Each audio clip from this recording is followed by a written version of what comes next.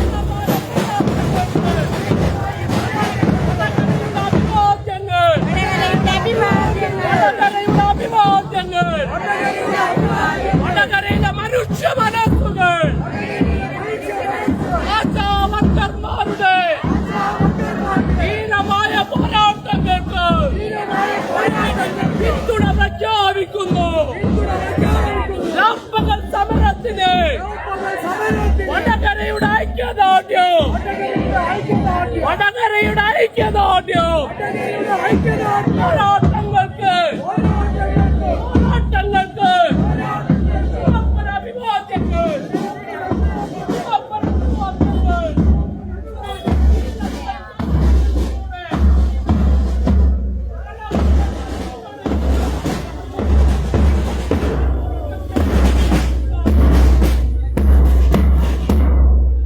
ഇന്ന് ആശമാരങ്ങ് പ്രഖ്യാപിക്കുകയാണ്. അവർ പറയും ഞങ്ങൾ ഈ മഴയത്ത്, ഞങ്ങൾ ഈ മഞ്ഞത്ത്, ഞങ്ങൾ ഈ വെയിലത്ത് ഞങ്ങൾ ഇവിടെ കിടക്കാൻ തയ്യാറാണ്. ഞങ്ങള് ഒരുപാട് കാലമായി 18 വർഷമായി സർക്കാരിന്റെ ആരോഗ്യ മേഖല സംരക്ഷിച്ച് നിർത്താൻ വേണ്ടിയിട്ട് രാപ്പകലല്ലാതെ പണിയെടുത്തോണ്ട് നിൽക്കുകയാണ്. പക്ഷെ ഞങ്ങൾ എടുക്കുന്ന പണിക്ക് ആ പണിക്ക് അനുസരിച്ചുള്ളൊരു വേതനം ലഭ്യമാകാനോ ഞങ്ങളുടെ പണിയെ ഒരു കാര്യമായി കാണാനോ ഈ ഭരണകൂടങ്ങൾ തയ്യാറായിട്ടില്ല. അതുകൊണ്ട് തന്നെ ഞങ്ങൾക്ക് ജീവിക്കണം. ഞങ്ങൾക്ക് ഏക ആശ്രയം ഇതാണ്. ഞങ്ങളുടെ വരുമാനം ഇതാണ്. ഞങ്ങളുടെ കുട്ടികളെ വളർത്തണം, ഞങ്ങളുടെ ഭർത്താക്കന്മാരെ നോക്കണം, അച്ഛനും അമ്മയെയും നോക്കണം. ഞങ്ങൾക്ക് ഒരുപാട് ദാരിദ്ര്യവുമായി ബന്ധപ്പെട്ട് മുന്നോട്ട് പോവുകയാണ്. ജീവിക്കാൻ ഒരു വഴിയുമില്ല. അതുകൊണ്ട് തന്നെ ഞങ്ങളുടെ ഏക വരുമാനമാണ്.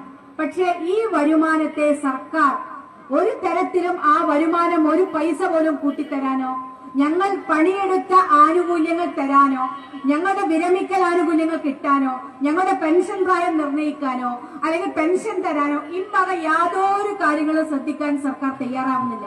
ഇത് ഒറ്റ ദിവസം കൊണ്ട് തിരുവനന്തപുരത്തെ സെക്രട്ടേറിയറ്റ് മുന്നിലേക്ക് എത്തിയ സമരമല്ല. നിരവധി കാലങ്ങളായി ഈ ആശാ വർക്കേഴ്സിന്റെ ഭാഗത്ത് നിന്ന് വിവിധ തലങ്ങളിൽ സമരങ്ങൾ നടത്തിക്കൊണ്ടിരിക്കണം. വിവിധ സംഘടനകളുടെ നേതൃത്വത്തിൽ, അത് ആശാ വർക്കേഴ്സ് യൂണിയന്റേതായാലും ഹെൽത്ത് വർക്കേഴ്സ് യൂണിയന്റേതായാലും ഒക്കെ വിവിധങ്ങളായ സംഘടനകളുടെ നേതൃത്വത്തിലും സമരങ്ങൾ നടത്തിക്കൊണ്ടിരിക്കുന്നുണ്ട്. പക്ഷേ അത് കാണാൻ കേരളത്തിലെ സർക്കാരുകൾ തയ്യാറായില്ല എന്നുള്ളതാണ് യാഥാർത്ഥ്യം. അതുകൊണ്ട് തന്നെ ഗത്യന്തരമില്ലാതെ, ഇതിനൊരു അവസാനമില്ലാതെ ഞങ്ങൾ മടങ്ങുകയില്ല എന്ന പ്രഖ്യാപനത്തോടുകൂടി തിരുവനന്തപുരത്ത് വന്നിരിക്കുകയാണ്. ഒരുപക്ഷെ കേരളത്തിലെ ജനത ആരും ആഗ്രഹിച്ചിട്ടുണ്ടാവില്ല, ആരും പ്രതീക്ഷിച്ചിട്ടുണ്ടാവില്ല ഇത്തരം ശക്തമായ ഒരു സമരമായിട്ട് ഇത് മാറുമെന്നുള്ളത്. ഏതൊക്കെ തരത്തിലുള്ള ഭീഷണികളാണ് ഈ ആശാപ്രവർത്തകർക്ക് നേരെ ഉണ്ടായത്. ഇപ്പോഴും ആശാപ്രവർത്തകർ ഉള്ളുകൊണ്ട് എല്ലാവരും ഇവിടെയാണ്. കേരളത്തിൽ 26,125 ആശാപ്രവർത്തകരാണ് കേരളത്തിലെ വിവിധ ഹെൽത്ത് സെന്ററുകളിലായി കേരള സർക്കാരിന്റെ കീഴിൽ ഇന്ന് പ്രവർത്തിക്കുന്നത്. ആ 26,000 പരം ആശാപ്രവർത്തകർ അവരൊറ്റക്കെട്ടായി ഒറ്റ മനസ്സോടുകൂടിയാണ് നിൽക്കുന്നത്. ഒരുപക്ഷെ CITU എന്ന തൊഴിലാളി സംഘടനയുടെ കീഴിൽ അവരുടെ മുഷ്കുപയോഗിച്ചുകൊണ്ട് കുറെ ആളുകളെ അവരുടെ കീഴിൽ എത്തിയിട്ടുണ്ടാവും. അത് നമുക്കറിയാവുന്നതാണ്. കേരളത്തിലെ CITU എന്ന് പറയുന്ന സംഘടന ഇതുപോലെ ഒരുപാട് സ്ഥലങ്ങളിൽ, കാരണം മറ്റൊരു സംഘടനയ്ക്കും പ്രവർത്തിക്കാൻ കഴിയാത്ത രൂപത്തിലേക്ക് എല്ലാ രാഷ്ട്രീയ അധികാരങ്ങളും രാഷ്ട്രീയ ദാഷ്ട്യങ്ങളും മുഷ്ടും ഉപയോഗിച്ചുകൊണ്ട് പ്രവർത്തിക്കുന്ന സംഘടനകൾ അവരുടെ കീഴിലേക്കാണ് എല്ലാവരെയും അണിനിർത്തുക. താല്പര്യമുണ്ടായിട്ടായിരില്ല, നിർബന്ധിച്ച് തങ്ങളോടൊക്കെ ജോലി നഷ്ടപ്പെടുമോ, ഭയം കൊണ്ട് നാളെ ജീവിക്കാൻ സാധിക്കുമോ, ഇത്തരത്തിലുള്ള ഭയം കൊണ്ട് ആ സംഘടനയ്ക്ക് കീഴിൽ അണിനിരക്കുന്ന ആളുകളാണ് പലരും ഉള്ളത്. ഈ ആശാപ്രവർത്തകരുടെ കുറെ ഭാഗം ആളുകൾ CITUവിന്റെ പ്രവർത്തകരാണ്, ഞങ്ങൾക്കറിയാം. പക്ഷേ ആ CITUവിന്റെ പ്രവർത്തകരായ ആശാപ്രവർത്തകർ ഉൾപ്പെടെ അവര് പറയുന്നു, ഞങ്ങൾക്ക് കിട്ടുന്ന വേതനം പോരാ, ഞങ്ങളുടെ കുടുംബം പോറ്റാൻ ഞങ്ങൾക്ക് സാധിക്കുന്നില്ല. ഇത് വലിയ വിഷയമാണ്. ഇത് ആശാപ്രവർത്തകർ മാത്രം നിൽക്കുന്നതല്ല. ഇതുപോലെ കേരളത്തിലെ ഒരുപാട് തൊഴിലാളി പ്രസ്ഥാനത്തിന്റെ ആളുകൾ, അതിലെ സ്കൂൾ പാചക തൊഴിലാളികളായാലും അംഗനവാടി ടീച്ചേഴ്സ് ആയാലും പ്രൈമറി സ്കൂളിലെ ടീച്ചേഴ്സ് ആയാലും ഒരുപാട് ആളുകൾ അവർക്ക് കിട്ടുന്ന തുച്ഛമായ വേതനം കൊണ്ട് തങ്ങളുടെ കുടുംബം പുലർത്തി മുന്നോട്ട് കൊണ്ടുപോവുകയാണ്. ഇതിനൊരു അന്ത്യം ഉണ്ടാകണ്ടേ? സർക്കാരിന്റെ ദൂർത്ത്, സർക്കാരിന്റെ വഴിവിട്ട പ്രവർത്തനങ്ങൾ, ഈ പ്രവർത്തനങ്ങൾ കൊണ്ട് ഈ നാട്ടിലെ സാധാരണ മനുഷ്യർക്ക് ജീവിക്കാൻ കഴിയാത്തൊരു സാഹചര്യം ഉണ്ടാകുന്നു എന്നുള്ളത് ഈ നാട്ടിലെ ജനം തിരിച്ചറിയണ്ടേ? തീർച്ചയായിട്ടും ആ തിരിച്ചറിവിന് കൂടി വേണ്ടിയാണ് ഇതുപോലൊരു ജാഥയിലേക്ക് ആ സംഘടന എത്തിയത്. തിരുവനന്തപുരത്ത് സമാന്തരമായി സമരം നടക്കുമ്പോൾ തന്നെ ഈ വിഷയങ്ങൾ കേരളത്തിലെ ജനങ്ങളോട് സംവദിക്കുക, ജനങ്ങളോട് പറയുക, നിങ്ങൾ തീരുമാനിക്കുക, കേരളത്തിലെ ജനം തീരുമാനിക്കുക. ഇങ്ങനത്തെ സാധാരണ തൊഴിലാളികളെ നട്ടം തിരിക്കുന്ന, അവർക്ക് ജീവിക്കാൻ കഴിയാത്ത സാഹചര്യം സൃഷ്ടിക്കുന്ന ഈ ഭരണത്തിനും ഈ ഭരണക്കാർക്കുമെതിരെ ഞങ്ങൾ എന്താണ് ചെയ്യേണ്ടത് എന്ന് ഈ നാട്ടിലെ ജനം തീരുമാനിക്കട്ടെ. ഞങ്ങളതാണ് ഈ നാട്ടിലെ ജനം അത് തീരുമാനിക്കാനുള്ള അവസരമാണ് വരാൻ പോകുന്നത്. ഇങ്ങനെ വലിയ ദൂർത്തടിച്ചുകൊണ്ട് സർക്കാർ പോകുമ്പോൾ ഖജനാവ് ഒരു പൈസ, നയാ പൈസ ഇല്ല എന്നാ പറയുന്നത്. ഞങ്ങൾ 7,000 രൂപ കൊടുക്കുന്നില്ലേ? ഞങ്ങളല്ലേ ഏറ്റവും കൂടുതൽ കൊടുക്കുന്നത്? ഞങ്ങളല്ലേ ഏറ്റവും, ഇത് കേന്ദ്ര സർക്കാരിന്റെ ഒരു സ്കീമല്ലേ? ആ സ്കീം പ്രോജക്റ്റിൽ ഇത്രയും തുക കൊടുക്കാൻ കേരളത്തിലെ സർക്കാരല്ലേ കഴിയുക? എന്തൊക്കെ ചോദ്യങ്ങളാണല്ലേ? കേന്ദ്ര സർക്കാരിനോടാണ് നിങ്ങൾ സമരം ചെയ്യേണ്ടത് എന്നാണ് പറയുന്നത്. പ്രിയപ്പെട്ട ഭരണത്തിന്റെ ആളുകളോടും നേതാക്കന്മാരോടും ഒരൊറ്റ കാര്യം ചോദിക്കട്ടെ, കേന്ദ്രമാണ് ഈ പദ്ധതി ആവിഷ്കരിച്ചത് 2006 എന്നറിയാം. കേന്ദ്ര സ്കീമാണ്. ആ കേന്ദ്ര സ്കീം എന്തിനാണ് പ്രഖ്യാപിച്ചത്? കേന്ദ്ര സ്കീം പ്രഖ്യാപിക്കുന്നത് ഓരോ സംസ്ഥാനങ്ങളിലും അവരുടെ ഭരണ സംവിധാനം മുന്നോട്ട് കൊണ്ടുപോകാൻ, ഓരോ സംസ്ഥാനങ്ങളിലും ജനജീവിതം നല്ല സാധാരണഗതിയിൽ മുന്നോട്ട് കൊണ്ടുവരാൻ ആവശ്യമായ സംവിധാനത്തിലേക്ക് അവർക്ക് മുതൽക്കൂട്ടാവാൻ, അവർക്ക് സഹായം ചെയ്തു കൊടുക്കാൻ വേണ്ടിയാണ് ഇത്തരം സ്കീമുകൾ പ്രഖ്യാപിക്കുന്നത്. പക്ഷേ ആ സ്കീം പ്രഖ്യാപിച്ചു കഴിഞ്ഞാൽ അതിന്റെ എല്ലാ നടത്തിപ്പുകാരും അതാത് സംസ്ഥാന ഗവൺമെന്റുകളാണ്. അതാത് സംസ്ഥാന ഗവൺമെന്റുകളാണ് ഓണറേറിയം പ്രഖ്യാപിക്കേണ്ടത്. ആ പ്രഖ്യാപിക്കേണ്ട ഓണറേറിയം എന്ന് പറയുന്നത് ഇവരുടെ വേതൻ ജോലിക്കാണ്. അവർ ചെയ്യുന്ന ജോലിക്കും അവർ ചെയ്യുന്ന പ്രവർത്തനത്തിനുമാണ് അവർ കൂലി ചോദിക്കുന്നത്. അല്ലാതെ പിണറായി വിജയന്റെ ഖജനാവിൽ നിന്ന് എടുത്തുകൊണ്ട്, അടുക്കള ക്യാബിനറ്റിൽ നിന്ന് എടുത്തുകൊണ്ട് കൊടുക്കാൻ വേണ്ടിയിട്ടല്ല പറയുന്നത്. ഈ നാട്ടിലെ സാധാരണക്കാർ കൊടുക്കുന്ന നികുതിപ്പണം, ആ നികുതിപ്പണം ഈ നാട്ടിലെ ഇത്തരത്തിലുള്ള ജനങ്ങൾക്ക് അവകാശപ്പെട്ടതാണ്, തൊഴിലാളികൾക്ക് അവകാശപ്പെട്ടതാണ്. നിങ്ങൾ കേന്ദ്ര സ്കീം എന്ന് പറയുമ്പോൾ ഇവർ പണിയെടുക്കുന്നത് കേരളത്തിലാണ്. കേരളത്തിലെ നമ്പർ 1 ആരോഗ്യ മേഖലയാക്കി മാറ്റാൻ, നമ്പർ 1 ആണല്ലോ, എല്ലാ കാര്യത്തിലും പറയും നമ്പർ 1 എങ്ങനെയാന്നുള്ളത് നമുക്കറിയാം. ഇവിടുത്തെ സർക്കാർ ആശുപത്രികളിലൊക്കെ പോയി നോക്കിയാൽ രാവിലെ ക്യൂ നിൽക്കുന്ന, ഇന്നലെ വടകര ഗവൺമെന്റ് ആശുപത്രിയിൽ ഒരു ഫോട്ടോ ഒരാൾ ഇട്ടിട്ട് കഴിഞ്ഞു. ഇങ്ങനെ തിങ്ങി നിറഞ്ഞ ആളുകൾ നിൽക്കുകയാണ്. സാധാരണ രോഗികൾ, പ്രായമായ ആളുകൾ, പ്രയാസം അനുഭവിക്കുന്ന ആളുകൾ. പക്ഷേ അവിടെ ആവശ്യത്തിന് ഡോക്ടർമാരില്ല. 5 ഡോക്ടർമാർ വേണ്ട സ്ഥലത്ത് 1 ഡോക്ടറാണ് ഈ ആളുകളെ മുഴുവൻ നിയമിക്കുന്നത്. നിങ്ങൾ നമ്പർ 1 ആണെന്ന് പ്രഖ്യാപിക്കുന്ന കേരളത്തിലെ ആരോഗ്യരംഗത്തിന്റെ അവസ്ഥയാണിത്. എവിടെയാണ് ഈ പാവപ്പെട്ട ആളുകൾ ചികിത്സയ്ക്ക് പോകേണ്ടത്? വൻകിട ആശുപത്രികൾ, സ്കൂളുകൾ പോലെ മുളച്ചു കൊണ്ടുമ്പോൾ അവിടേക്ക് പോകാനുള്ള സൗകര്യം ഒരുക്കി കൊടുക്കുകയാണ് കേരളത്തിലെ സർക്കാർ. സഹകരണ ആശുപത്രികളിലേക്ക് പോകാനുള്ള വഴിയൊരുക്കി കൊടുക്കുകയാണ് കേരള സർക്കാർ. അതുകൊണ്ടാണ് ഈ സർക്കാർ ആശുപത്രികൾ ആവശ്യമായ ഡോക്ടർമാരെ പോലും നിയമിക്കാൻ സാധിക്കാത്തത്. എന്തുമാത്രം ബുദ്ധിമുട്ടാണ് നമ്മുടെ ആശുപത്രികൾ. തൊട്ടടുത്തുള്ള ആശുപത്രിയുടെ സ്ഥിതിയാണ് ഞാൻ പറയുന്നത്. കോഴിക്കോട് മെഡിക്കൽ കോളേജിൽ എന്താണ് അവസ്ഥ? മെഡിക്കൽ കോളേജിൽ സാധാരണ ആളുകൾക്ക് പോകാൻ സാധിക്കുന്നുണ്ടോ? അവിടെ ഇപ്പൊ 2 ദിവസം മുന്നേ, ഒരാഴ്ച മുന്നേ ഒരു തീപിടുത്തം ഉണ്ടായി. അവിടുത്തെ എല്ലാം നിർത്തിവെച്ചിരിക്കുകയാണ്. സർജറി നടക്കുന്നില്ല. ഒരു പ്രശ്നങ്ങളും ഒരു ചികിത്സയും കിട്ടുന്നില്ല. ആളുകൾ എങ്ങോട്ട് പോകണം? നെട്ടോട്ടം ഓടുകയാണ്. സാധാരണ മനുഷ്യർ ആശ്രയിക്കേണ്ട മെഡിക്കൽ കോളേജുകളും ഗവൺമെന്റ് ആശുപത്രികളും അവസ്ഥ ഇതാണെങ്കിൽ നിങ്ങൾ എങ്ങനെയാണ് ഈ നമ്പർ 1 എന്ന് പ്രഖ്യാപിക്കുന്നത് എന്ന് ഈ നാട്ടിലെ ജനം ചോദിക്കും. തീർച്ചയായിട്ടും ആ ജനത്തിന്റെ കല്ലറയിൽ നിങ്ങൾ പാത്രമാകുമെന്ന കാര്യത്തിൽ ഒരു സംശയം വേണ്ട. അതാണ് കേരളത്തിലെ ആരോഗ്യരംഗമാണ് എന്ന് നിങ്ങളെ കൊണ്ട് പറയിപ്പിക്കാൻ പണിയെടുക്കുന്നത് ഇവിടുത്തെ പ്രധാനപ്പെട്ട വിഭാഗം എന്ന് പറയുന്ന ആശാപ്രവർത്തകരാണ്. അവരെടുക്കുന്ന ദൈനംദിന കണക്കുകൾ, അവരെടുക്കുന്ന രോഗത്തിന്റെ വിവരങ്ങൾ, ആ വിവരങ്ങൾ കൊണ്ടാണ് ഈ തരത്തിലേക്ക് മുന്നോട്ട് കൊണ്ടുപോകാൻ സാധിക്കുന്നത്. അതുകൊണ്ട് പ്രിയപ്പെട്ടവരെ, ഈ ജാഥ, ഇവിടെ ഈ പണിയെടുക്കുന്ന ഈ തൊഴിലാളികൾ, അവർക്ക് ഏറ്റവും ന്യായമായ ആവശ്യങ്ങൾ ഉന്നയിച്ചുകൊണ്ടാണ് ഈ സമരം നടത്തുന്നത്. ഈ സമരത്തെ കേരള ജനത ഹൃദയത്തിലേറ്റിക്കൊണ്ടിരിക്കുകയാണ്, ഈ ജാഥയെയും ഈ സമരത്തെയും. അതേതെങ്കിലും കക്ഷി രാഷ്ട്രീയത്തിന്റെ ഭാഗമായിട്ടല്ല, ഏതെങ്കിലും ജാതിമത സംഘടനകളുടെ ഭാഗമായിട്ടല്ല. അത് ഈ ആശാപ്രവർത്തകർ അവരുടെ ദൈനംദിന ജീവിതത്തിന് അവർക്ക് ആവശ്യമായ വേതനം നൽകണമെന്നുള്ള ആവശ്യപ്പെട്ടുകൊണ്ടാണ്. അതുകൊണ്ട് തീർച്ചയായിട്ടും ഈ സമരം, അത് ആ അർത്ഥത്തിൽ തന്നെ കേരളം ഏറ്റെടുത്ത സമരമാണ്. ആ സമരം വിജയിക്കുക തന്നെ വേണം. ആ വിജയിക്കുന്ന സമരത്തിന് വേണ്ടിയാണ് നാം കാത്തു നിൽക്കുന്നത്. നമ്മുടെ പ്രിയപ്പെട്ട ബിന്ദു നയിക്കുന്ന ഈ ജാഥ തിരുവനന്തപുരത്ത് എത്തുമ്പോൾ തീർച്ചയായിട്ടും സർക്കാരിന്റെ കണ്ണ് തുറക്കണമെന്ന് ആഗ്രഹിക്കുകയാണ് നമ്മൾ. അതിനാവശ്യമായ പിന്തുണ സമൂഹത്തിന്റെ ഭാഗത്തുനിന്നുണ്ടാകണം എന്ന് മാത്രം സൂചിപ്പിച്ചുകൊണ്ട് ഈ സമരത്തെ ഔപചാരികമായി ഉദ്ഘാടനം ചെയ്ത് അറിയിച്ചുകൊണ്ട് അവസാനിക്കും. എന്തുകൊണ്ടാണ് ഈ കേരളത്തിലെ ചെറിയൊരു ശതമാനം വരുന്ന തൊഴിൽ വിഭാഗം സ്ത്രീകൾ ആരംഭിച്ച ഈ സമരത്തെ കേരളം ഇത്രത്തോളം ഉറ്റുനോക്കുന്ന ഒരു സമരമായി തീർന്നത്, കേരളം ഇത്രത്തോളം ഹൃദയത്തിൽ ഏറ്റെടുത്ത ഒരു സമരമായി തീർന്നത്, കേരളം ഇത്രയേറെ പിന്തുണയ്ക്കുന്ന, ഇത്രയേറെ പ്രതീക്ഷയോടെ നോക്കുന്ന ഒരു സമരമായി തീർന്നത് എന്നതാണ് വളരെ പ്രധാനപ്പെട്ട വിഷയം. കാരണം നമ്മുടെ സംസ്ഥാനം എന്ന് പറയുന്നത് ഇന്ത്യയിൽ സവിശേഷമായ ഒരു സ്ഥാനം അതിനുള്ളത്. ആ സവിശേഷ സ്ഥാനത്തിന് നമ്മൾ അർഹമായത് ഈ സംസ്ഥാനം സൃഷ്ടിക്കപ്പെട്ടത് സമരങ്ങളിലൂടെയാണ് എന്നുള്ളത് കൊണ്ടാണ്. പല സ്ഥലങ്ങളിലും മനുഷ്യൻ അക്ഷരത്തെക്കുറിച്ച് നമ്മുടെ രാജ്യത്ത് തന്നെ ചിന്തിക്കുന്നതിന് മുമ്പ്, ഒരു നൂറ്റാണ്ട് മുമ്പ് അക്ഷരം പഠിപ്പിക്കുന്നതിന് വേണ്ടി, പ്രത്യേകിച്ചും പിന്നോക്ക ജനവിഭാഗങ്ങൾക്ക് അക്ഷരജ്ഞാനം നേടിയെടുക്കുന്നതിന് വേണ്ടി, അവരെ വിദ്യാഭ്യാസ യോഗ്യതയുള്ളവരാക്കുന്നതിന് വേണ്ടി ഈ സമൂഹം അകപ്പെട്ടിരുന്ന ഇരുട്ടിനെ ഇല്ലായ്മ ചെയ്യണമെങ്കിൽ വിദ്യാഭ്യാസം വളരെ പ്രധാനപ്പെട്ടതാണ് എന്ന് ബോധ്യപ്പെട്ട ആളുകൾ ഒരു നൂറ്റാണ്ട് മുമ്പ് ഇവിടെ ഇറങ്ങി പ്രവർത്തിച്ചു. ആ ഭൂമികയിൽ നിന്ന് ജാതിക്കും മതത്തിനും ഒക്കെ എതിരായി, അനാചാരങ്ങൾക്കും അന്ധവിശ്വാസങ്ങൾക്കും ഒക്കെ എതിരായി ഈ സമൂഹത്തിൽ വളർന്നു വന്ന അത്യുജ്വലമായൊരു മുന്നേറ്റം. ശ്രീനാരായണ ഗുരുവും അയ്യങ്കാളിയും പണ്ഡിറ്റ് കരപ്പനും സഹോദരൻ അയ്യപ്പനും അടക്കമുള്ള ആളുകൾ നടത്തിയ മുന്നേറ്റം. കാസർഗോഡ് എന്നെത്തിയപ്പോൾ അവിടെ തോൽ വിറക് സമരത്തെക്കുറിച്ച് ഒരു സുഹൃത്ത് സംസാരിച്ചു. സത്യത്തിൽ അത്തരം ഒരു സമരത്തെക്കുറിച്ച് ഞാൻ കേട്ടിട്ടുണ്ടായിരുന്നു.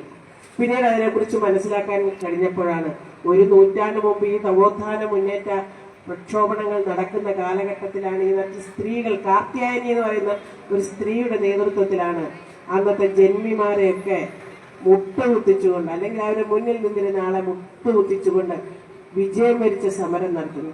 അപ്പൊ അത്തരത്തിലുള്ള ഒരു സമരത്തിന്റെ പാരമ്പര്യമുള്ള നാടാണ് കേരളം എന്ന് പറയുന്നത്. ഇവിടെ ട്രേഡ് യൂണിയൻ പ്രസ്ഥാനങ്ങൾ, ഇടതുപക്ഷ പ്രസ്ഥാനങ്ങളുടെ നേതൃത്വത്തിൽ ട്രേഡ് യൂണിയൻ പ്രസ്ഥാനങ്ങൾ ആരംഭിക്കുന്നതിന് മുമ്പ് അന്ന് ഈ കേരളത്തിൽ അല്ലെങ്കിൽ തിരുവിതാംകൂറിൽ ആദ്യമായൊരു ട്രേഡ് യൂണിയൻ പ്രസ്ഥാനം രൂപീകരിച്ചത് വാടപ്പുറം വാവ എന്ന് പറയുന്ന ആലപ്പുഴയിലെ ഒരു കയർ ഫാക്ടറി തൊഴിലാളിയാണ്. അദ്ദേഹത്തിന്റെ ജീവിതത്തെക്കുറിച്ച് പഠിക്കാൻ, മനസ്സിലാക്കാൻ തൊഴിലാളികൾ എല്ലാവരും തയ്യാറാകണം. ഒരു നൂറ്റാണ്ട് മുമ്പ് ഒരു മനുഷ്യന് അസാധ്യമെന്ന് തോന്നിയ തൊഴിലാളികളെ അല്ലെങ്കിൽ പണിയെടുക്കുന്നവന് അവന് അവകാശബോധം ഉണ്ടാക്കി കൊടുത്തുകൊണ്ട് ആത്മാഭിമാനത്തോടെ അവന്റെ അവകാശങ്ങൾ ചോദിച്ചു വാങ്ങുന്നതിന് വേണ്ടി അദ്ദേഹം നടത്തിയ അക്ഷീണമായൊരു പ്രയത്നം ഇന്ന് നമുക്ക് സങ്കല്പിക്കാൻ കഴിയത്തില്ല. അന്നത്തെ കാലഘട്ടത്തിൽ ഇന്ന് നമുക്ക് ചെയ്യാൻ കഴിയാത്ത കാര്യം ഒരു നൂറ്റാണ്ട് മുമ്പ് ആ മനുഷ്യൻ ചെയ്തു കാണിച്ചു തന്നാണ്.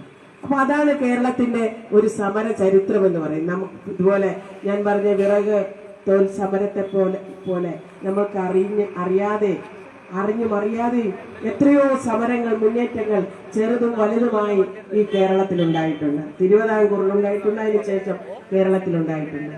വിദ്യാഭ്യാസത്തിന് വേണ്ടി, പൊതുജനാരോഗ്യത്തിന് വേണ്ടി, പൊതു ടാപ്പുകൾക്ക് വേണ്ടി, പൊതുവഴികൾക്ക് വേണ്ടി, ഇങ്ങനെയെല്ലാം സ്ത്രീകളുടെ മാനത്തിന് വേണ്ടി, മാറുമറയ്ക്കാൻ വേണ്ടി, വസ്ത്രം ധരിക്കാൻ വേണ്ടി, മെച്ചപ്പെട്ട താമസയോഗ്യമായ വീടുകൾ ഉണ്ടാക്കാൻ വേണ്ടി, കുടിവെള്ളത്തിന് വേണ്ടി, ഇങ്ങനെ എത്ര പ്രക്ഷോഭങ്ങളാണ് നമ്മുടെ നാട്, ആ പ്രക്ഷോഭങ്ങളിലൂടെയാണ് നമ്മുടെ നാട് സൃഷ്ടിക്കപ്പെട്ടത്.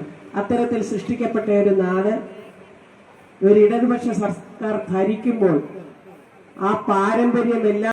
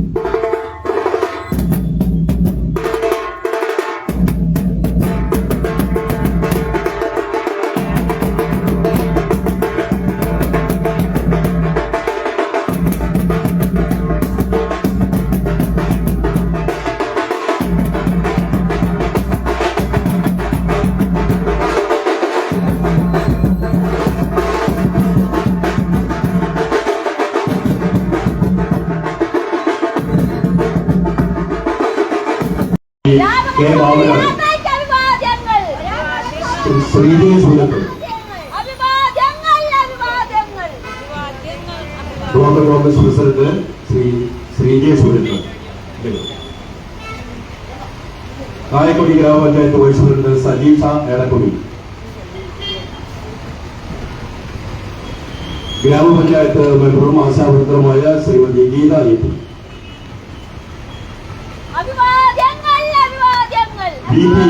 ജനതാ പാർട്ടി കുറ്റ്യാടി മണ്ഡലം പ്രസിഡന്റ് ശ്രീമതി സജീഷ എടക്കൊടി, കായക്കൊടി ഗ്രാമപഞ്ചായത്ത്.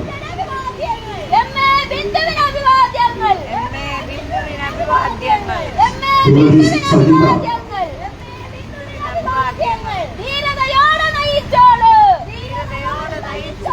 രാഹുൽ,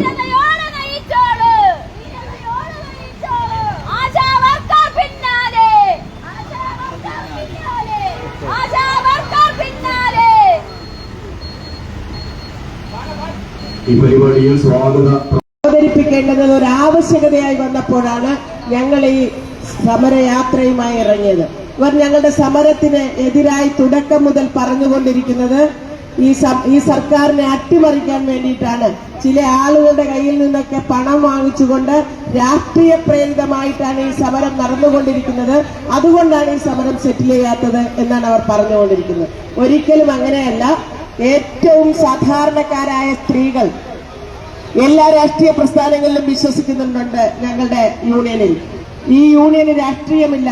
കക്ഷി രാഷ്ട്രീയത്തിന് അതീതമായി രൂപീകരിക്കപ്പെട്ട യൂണിയൻ ഇന്നുവരെ ഒരു ട്രേഡ് യൂണിയനിലും ഇന്നുവരെ അഫിലിയേറ്റ് ചെയ്തിട്ടില്ലാത്ത സ്വതന്ത്രമായി നിൽക്കുന്ന യൂണിയനാണ് നമ്മുടെ യൂണിയൻ.